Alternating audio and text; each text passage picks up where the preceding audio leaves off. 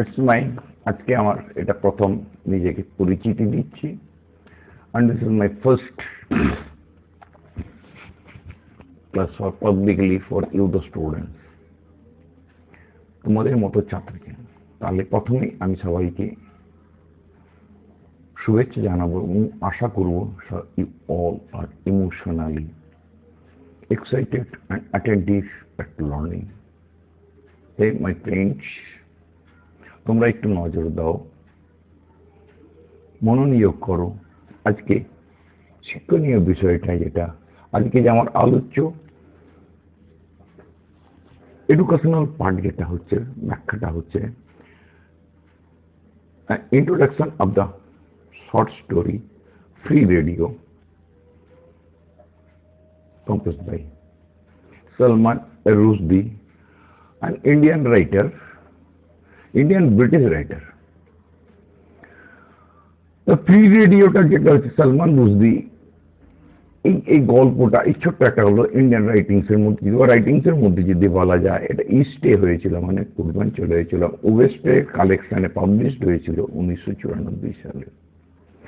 গল্পটা হচ্ছে Indian emergency মানে জরুরি সময়টাতে 1975 থেকে 1977 সাল অব্দি যে মানে সময়কালীন ছিল সেই সময়কালীনের ছোট্ট একটা গল্প। এটা ন্যারেটিভ বর্ণমুখ গল্প অ্যাবাউট রামায়ণী, একটা খুব মানে যুবক ছেলে যার নাম ছিল রামায়ণী, হ্যান্ডসাম দেখতে, আকর্ষণীয় চেহারা। তার সেই ছোট্ট গল্পটি আজকে আমি বর্ণনা করব for you to understand it, এটা তোমাদের বুঝতে হবে। Now I am telling you, আমি যেটা বলতে চাইছি আমার বাংলা এবং ইংরেজি দুটো সমন্বয় করে পড়াবার চেষ্টা করবো বা বলার চেষ্টা করবো বা ব্যক্ত করার চেষ্টা করবো। এটা আমি শিক্ষক নই, আমি communicator, just I communicate because I am still learner, আমি এখনো শিখেই চলি। আই এম এ বন্ড মানে কি বলবো, just life long I feel myself, আমি নিজেকে মনে করে আমি একটা ছাত্র, শেখা অন্ত নেই, তাই শিখেই চলেছি, জানি না কতদিনে শেখা। এই যে গল্পটা আমি বলতে চাইছিলাম ইন্ডিয়ান এমার্জেন্সি পিরিয়ডের মানে আমাদের ভারতের এটা কাল্পনিক, সম্পূর্ণরূপে এটা কাল্পনিক ঘটনা, মানে কল্পনা করা হয়েছিল, কিন্তু সেই পিরিয়ডের উপরে যেটা সালমান রুশদির লেখাটা যেটা পাকিস্তানে প্রথম প্রকাশিত হয়েছিল। যাই হোক, যখন আমাদের দেশে কে ছিল রাষ্ট্রপতি ছিল ফকিরউদ্দিন আলী আহমদ, আর আমাদের সেই সময় প্রধানমন্ত্রী ছিলেন ইন্দিরা গান্ধী। সেই সময় আমাদের দেশে একটা জরুরি সময় ঘোষণা করেছিলেন ফলোইং 352 আর্টিকেল হিসেবে, এটা মানে ইন্ডিয়ান কনস্টিটিউশন সম্বন্ধে। সো এই ব্যাপারটা নিয়ে ছোট্ট একটা গল্প হবে এখানে। এই ক্যারেক্টারটা যে ছোট্ট মানে রাইটিংস এর 3টি ক্যারেক্টার আছে এই ন্যারেটিভ স্টোরিটাতে। প্রধান চরিত্র হচ্ছে রামানী, দ্বিতীয় চরিত্র হচ্ছে চোরের বিধবা পত্নী, এবং তৃতীয়টা হচ্ছে যিনি বর্ণনা করছেন বা লেখক বা ন্যারেটর যাকে বলা যায়। তো গল্পটার সার অংশটা যেটা মানে you need to understand it properly, perfectly, so that you can answer me in the classroom. Sorry, আমার যদি ইংরেজি অসুবিধা হয়ে থাকে you must write down in the comment box. and এটা আমি জাস্ট বলতে পারবো, ছাত্র আর বলা উচিত না, হয়তো এককালীন ছিল ইন্দ্রনীল দাস এবং তারই জাস্ট কি বলবো সহায়তায় বা তারই এই ব্যাপারটা তোমরা ভালো বুঝবে, ওই জন্য এটা করছে। তাহলে সেই মূল অর্থটা মূল অংশটা বা দ্য টপিক, সেই গল্পটার সেই ছোট রাইটিংসটা যেটা সালমান রুশদি লিখেছেন, সেই বিতর্কিত এবং স্বনামধন্য লেখক সালমান রুশদি। এখানে গল্পটা গিয়ে হচ্ছে না একটা মনোলগের মতো, ন্যারেটর বলছে গল্পটা বলছে বা সেই ছোট্ট সেই ছেলেটির কথা বলছে, হু ইজ ইয়াং, যে খুবই মানে যুবক এবং খুব আকর্ষণীয় চেহারা, সে রিক্সা চালায়, যে রিক্সাটি সে তার বাবার কাছ থেকে পেয়েছিল। এবং এখানে গল্পের শুরুতে দেখা যাচ্ছে ন্যারেটর বলছে তাকে দেখা যায় কি হচ্ছে এক নারীর দ্বারা মানে একটি চোরের ওয়াইফ এর দ্বারা তাকে প্রলোভিত করা হচ্ছে, হি সিডিউসড। সিডিউসিং কথাটা অর্থটা হচ্ছে নারীর যেভাবে পুরুষকে আকর্ষণ করে থাকে সেই ধরনের। এবারে কিন্তু লেখক যিনি ছিলেন তিনি তার গার্জেন্সের বা মা বাবার প্রতি, মানে মা বাবাকে তিনি জানতেন ভালো করে, সেই জন্য তিনি এটাকে অনুমোদন করতে চাইছিলেন না। আমরা সবকিছুই জানি, আমরা বুঝতে পারছি গল্পটার শেষটা কি হবে, কিছুই ভালো হতে পারবে না। কারণ যেই সেই চোরের পত্নী বিধবা, সে কি করেছে, তার সেই কি বলবো, সেই আকর্ষণীয় ক্ষমতাটা, মানে যৌবনের যে আকর্ষণ, সেই আকর্ষণের মাধ্যম দিয়ে, কারণ সেই পুরুষ, মানে সেই সুদর্শন পুরুষ রামানির কে আকর্ষণ করার চেষ্টা করে। কিন্তু সেই সুন্দর যুবকটি যে রামানি, সে মানে ঠিক ইনোসেন্ট বলা যায়, মানে ঠিক বলবো, তাকে বোঝাতে চাইলেও সে বুঝবে না, এই ধরনের একটা চরিত্র এখানে বর্ণনা হয়েছে। সেই জন্য ন্যারেটর কি করেছে, ইচ্ছের এখানে লেখক যিনি, মানে বা যে বলছে গল্পটা, তার ওখানে ইন্টারেস্টটা বেশি হয়েছিল। ও চেয়েছিল রামানিকে ওই সেই নারীর হাত থেকে, সেই বিধবা পত্নী যার 5টি সন্তান আছে তার থেকে তাকে মুক্ত করতে বা বাঁচাতে। কারণ সে রামানি মা বাবার সঙ্গে বিশেষভাবে পরিচিত ছিল। The widow is described as attractive and vicious. নারীটি দেখতে ছিল খুবই সুন্দরী এবং আকর্ষণীয়, এবং সে 10 বছরের বড় ছিল রামানির থেকে, যে নায়ক। এবং সেই নারীটি, সেই বিধবা পত্নী, সেই চোরের, তার 5টি ছেলে মেয়ে ছিল। সে গরিব ছিল, কারণ তার স্বামী তার জন্য কিছুই রেখে যেতে পারেনি।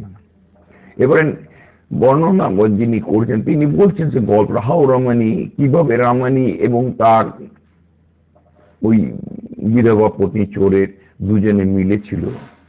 একদিন কি রামানি রিক্সা চালিয়ে নিয়ে যাচ্ছে শহরে, সেই শহরে তখন সেই চোরের পত্নী একটা, আমরা যে কেন বানিয়ার দোকানে বলতে পারি, বা আমাদের গোলদারির দোকানে জিনিসপত্র কিনছিল, সেইখানে কিন্তু সেই লেখক ঢুকে তাকে বলছে এবং মানে বলে দিতে, মানে ব্যক্ত করতে চাইছে সে একটা চরিত্রহীনা নারী।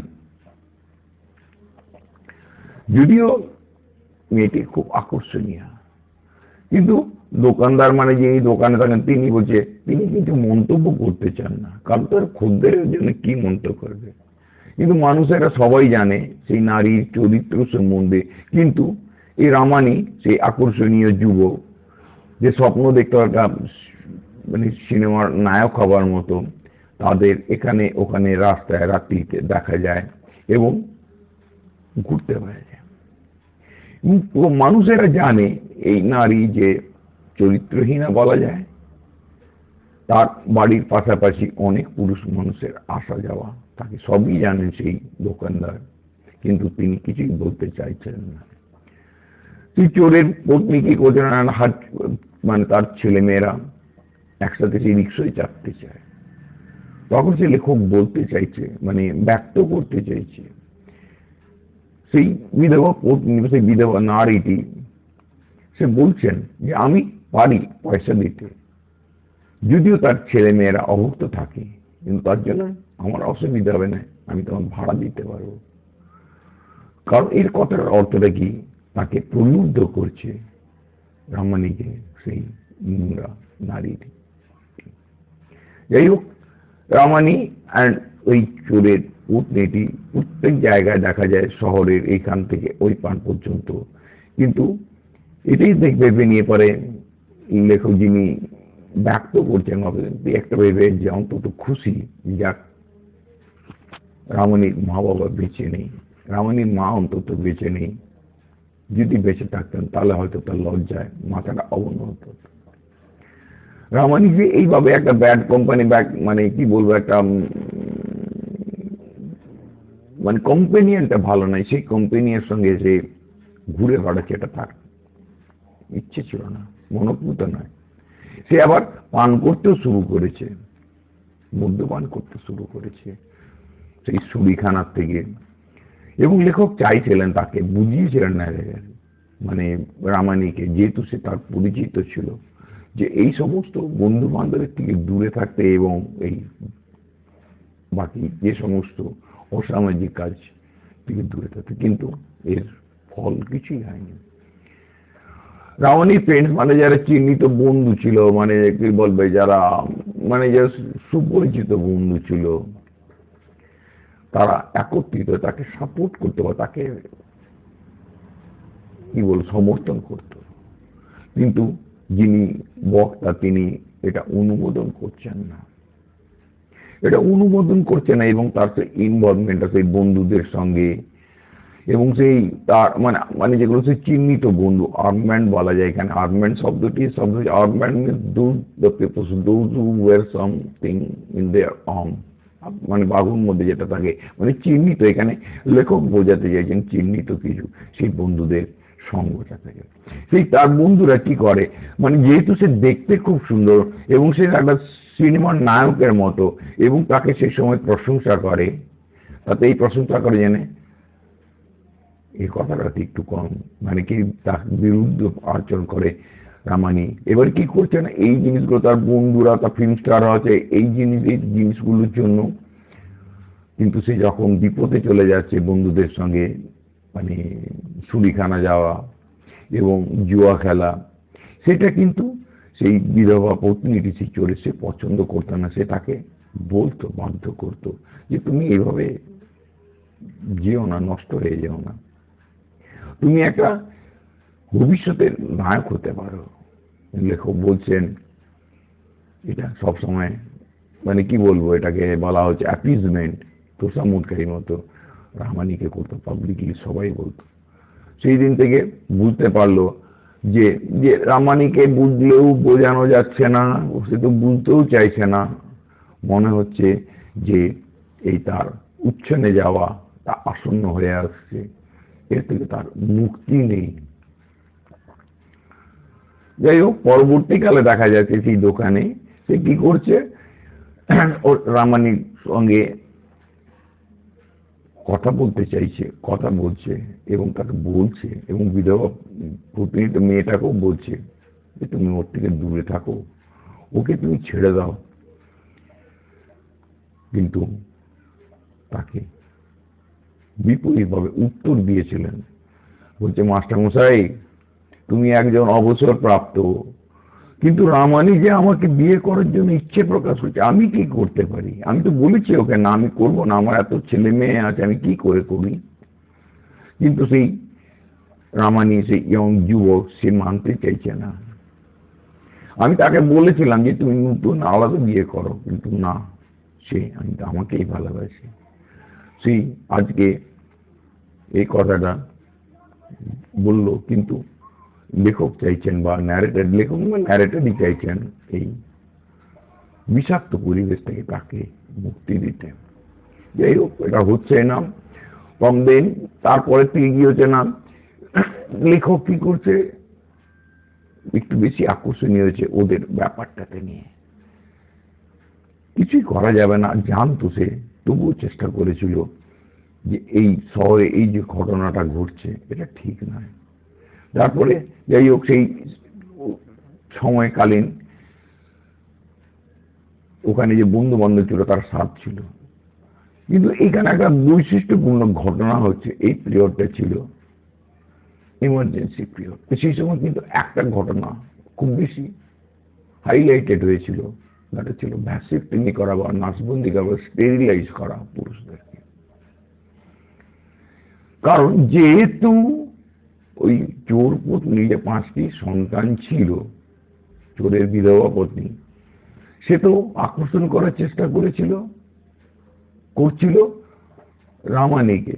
রামায়ণী প্রস্তাবও দিয়েছিল বিয়ে করার জন্য, কিন্তু এটাতে অভিমতটা দিতে চায়নি যতক্ষণ পর্যন্ত সে মানে কি বলে, সে আর মানে আসল কথা বিবাহিত, যেহেতু 5টি আছে, পরে আর সন্তান চান না, যার জন্য রামায়ণীকে বিয়ে করতে পারে একটা শর্তে, যদি সে নিজেকে নির্বীজকরণ করায় বা ভ্যাসেক্টমি অপারেট করিয়ে নিয়ে যায়। বা যাতে পরবর্তীকালে যেন তাদের সন্তান না হয়ে থাকে, সেই ক্ষেত্রে কিন্তু সেটাকে গ্রহণ করতে পারবে। কিন্তু রামানি এর প্রেমে মত্ত প্রায়, কারণ নারী ললনাময়ী এখানে বোঝা যাচ্ছে, সে ইনভলভ হয়ে গেছে, তার গভীর প্রেমে আকর্ষণীয় হয়ে গেছে। যাই হোক, ঘটনাচক্রে তারপর সেই আর্মড ফ্রেন্ডস যারা চতুর্দিকে তারা গাড়িতে করে ঘুরে বেড়াতো এবং তাদেরকেই নিয়ে যেত যারা স্টেরিলাইজ করতো ইন অর্ডার টু